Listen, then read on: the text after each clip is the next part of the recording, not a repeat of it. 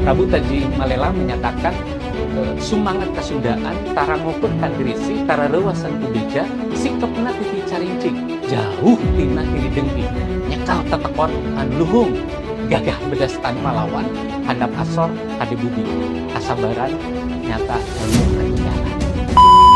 Cukup lama Pak saya juga sangat concern dengan budaya, dan termasuk ya, barangkali yang sangat yakin tidak ada kehebatan tanpa hari ini dan tanpa masa lalu. Nah, leluhur kita ini gagah bedas tanpa lawan, sing ada lawan karena kolaborasi Pak. Sehingga Pajajaran pada saat itu menorehkan peradaban di atas rata. Bagaimana parit dibangun bukan hanya untuk pertahanan tapi juga untuk pertanian.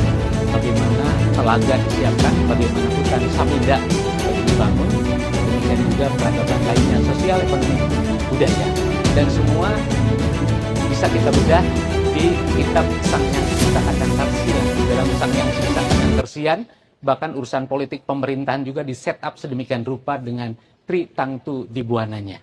Jadi bahwa negeri ini akan hebat apabila tiga komponen bekerja sama secara sinergis, yakni Prabu, Si, dan Rama. Prabu atau pemerintahan dengan gurat batunya, dengan konsistensinya, dengan strong leadership-nya, sebagaimana dicontohkan Bapak Presiden, ya, sebagaimana dicontohkan oleh Bapak Gubernur. Itu Prabu, kemudian Resi dengan kecendia kawanannya yang dicontohkan oleh para intelektual, dan yang tidak kalah penting adalah Rama dengan kearipannya. Dunia usaha termasuk masyarakat luas, saya kira Karuhun sudah memberikan contoh, dan bahkan ini adalah dasar paradigmatik hemat kami dalam berpemerintahan. Hari ini ya prasasti batu tulis bukan hanya sekedar fisik tinggalan leluhur, kami ingin ambil spiritnya bahwa leluhur kita hebat, gagah bedas tanpa lawan, handap asor hade budi, kita pun bisa sama seperti itu apabila leluhurnya gagah bedas tanpa lawan, tapi anak incuna petot. Ngeraken, dan itu tidak boleh. Memang yang menjadi tantangan, ini kan kerajaan-kerajaan besar, Pajajaran, Majapahit, Sriwijaya, dan banyak lagi juga di daerah-daerah lain, kerajaan-kerajaan yang mengguratkan sejarah, budaya, dan peradaban Nusantara.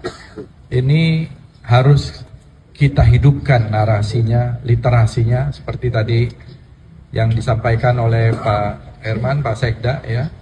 Bagaimana kita mewariskan nilai-nilai budaya dari leluhur kita, karena memang kalau kita ingin tahu hari ini, kita harus tahu masa lalu, dan kalau kita mau merancang masa depan, ya kita mulai dari hari ini. Jadi sebenarnya memang masa lalu, masa kini, dan masa depan itu tidak bisa dipisahkan.